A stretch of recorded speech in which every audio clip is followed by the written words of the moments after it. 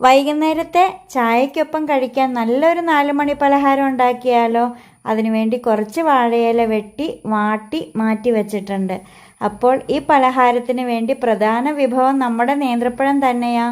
ഏത്തപ്പഴം എന്നും പറയുമല്ലേ. പഴം പെട്ടെന്ന് പുഴുങ്ങിക്കിട്ടാൻ ഇങ്ങനെ കീറി ആവിയിൽ വേവിച്ചെടുത്താൽ മതി. ആ വേവിച്ചെടുത്ത സമയം കൊണ്ട് ഞാൻ കുറച്ച് തേങ്ങയും ശർക്കരയും നന്നായിട്ട് തിരുമ്മി വെച്ചിട്ടുണ്ട്. അപ്പം നമ്മുടെ പഴം പുഴുങ്ങിക്കിട്ടിയിട്ടുണ്ട്.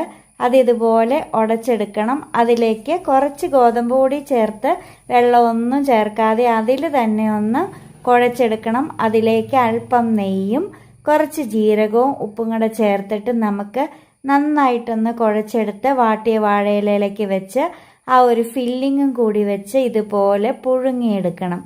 ദാ നമ്മുടെ 4 മണി പലഹാരം ഇവിടെ ഏത്തപ്പഴം അട റെഡിയായി. വൈകുന്നേരം കട്ടനും കൂട്ടി നമുക്ക് ഈ ഒരു പലഹാരം അങ്ങ് കഴിക്കാം.